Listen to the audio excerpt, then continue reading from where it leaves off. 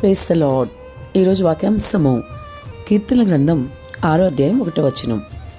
యెహోవా నీ కోపము చేత నన్ను గద్దింపకము. ఆమేన్, హల్లెలూయా. ప్రభు ఈ వాక్య భాగం నుండి ఈరోజు మనతో ఏం మాట్లాడుతున్నారో చూద్దాం. కీర్తనాకారుడు నీ కోపము చేత నన్ను గద్దింపకము అని ప్రభువుని బతిమాలుకుంటున్నట్లుగా వాక్యం సెలవిస్తూ ఉంది. మరి ఈరోజు వింటున్న సహోదరి సహోదరుడా, నీ పరిస్థితి ఏంటి? నీవు కోపం తెచ్చే విధంగా, అనగా ప్రభువుకి కోపం తెచ్చే విధంగా నీ జీవితం ఉందా? అందుకేనా నీ కోపం చేత నన్ను గద్దింపకము అని అడుగుతున్నావేమో. కాబట్టి ఒకసారి ఆలోచించుకో, నీ జీవితం ఎలా ఉంది? ప్రభుకి ఇష్టంగానే నీవు ఉన్నావా? వాక్యానుసారంగా జీవిస్తున్నావా? లేదా ఆయన నీ మీద కోప్పడే పరిస్థితిలో నీవున్నావా అని ఒక్కసారి ఆలోచించుకో. ఎందుకంటే ప్రభువుకి కనుక నువ్వు కోపం తెప్పిస్తే మరి పరిస్థితి చాలా ఇదిగా ఉంటుంది కదా. గద్దిస్తాడు, తర్వాత శిక్షిస్తాడు కూడా. కాబట్టి గద్దించే పరిస్థితి, శిక్షించే పరిస్థితి నీకు రాకుండా నీవు ప్రభువుకి ఇష్టమైన జీవితం జీవించాలి.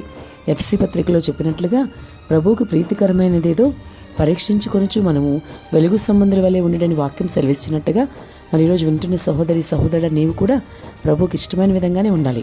వాక్యానుసారమైన జీవితం నువ్వు జీవించగలిగితే ఆయనకి నీ మీద కోపం రావడానికి అస్సలు అవకాశం లేదు. ఎందుకంటే ప్రభు ఇప్పుడు కూడా కరుణామయుడు, ఆయన దయ చూపించే దేవుడు. కానీ నీవు గనుక మాటిమాటికి ఉద్దేశపూర్వకంగా తప్పులు చేస్తూ వాక్య వ్యతిరేకంగా ప్రవర్తిస్తూ ఉంటే తప్పకుండా ఆయనకి నీ మీద కోపం వస్తుంది. గద్దించడమే కాదు, శిక్ష కూడా అక్కడ ఉంటుంది. కాబట్టి ఇప్పటికైనా జాగ్రత్త కలిగి మరి నీ ఆత్మీయ జీవితంలో మరి ప్రభు వైపు చూస్తూ ముందుకు సాగు. అంతేకాదు, మరి కీర్తనాకారుడి వల్ల నీవు కూడా యెహోవా నీ కోపం చేత నన్ను గద్దింపకము మరి అడిగే స్థితిలో ఉండగలగాలి. వాక్య వ్యతిరేకంగా జీవిస్తున్నప్పుడే ఇలాంటి పరిస్థితి నీకు ఎదురవుతుంది. దేవుని మీద నీ తొలి ప్రేమను నువ్వు చూపించలేకపోయినప్పుడు కూడా ఇటువంటి పరిస్థితి నీకు ఎదురవుతుంది.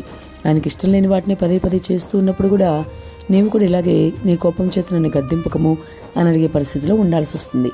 ఎన్నిసార్లు చెప్పినప్పటికీ ఆయన మాట నీవు విననప్పుడు, లోబడినప్పుడు కూడా, విధేయత చూపనప్పుడు కూడా ఇటువంటి పరిస్థితి ఎదురవుతుంది. కాబట్టి చాలా జాగ్రత్తగా ఉండాలి.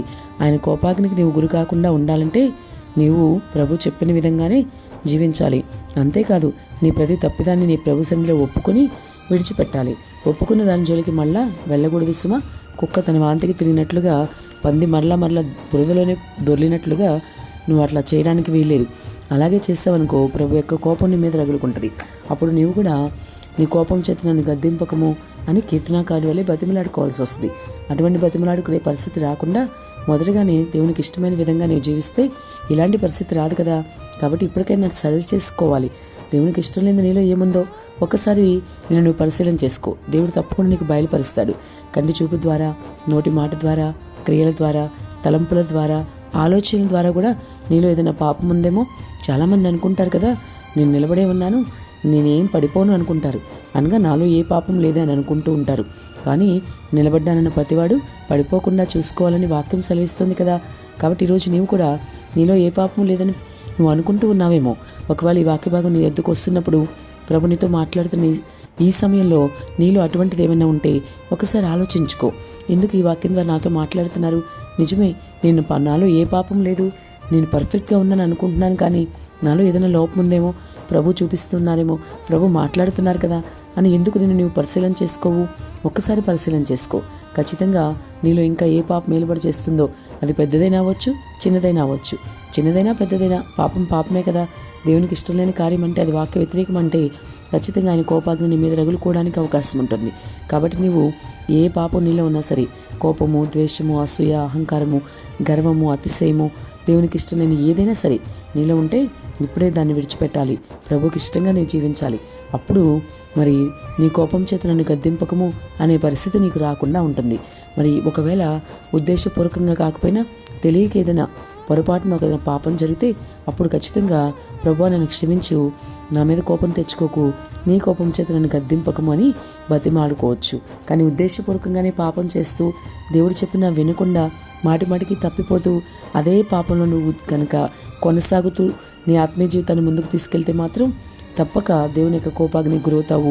అప్పుడు నువ్వు గద్దించొద్దు అని అన్నా సరే ప్రభు ఒప్పుకోడు, నిన్ను గద్దిస్తాడు.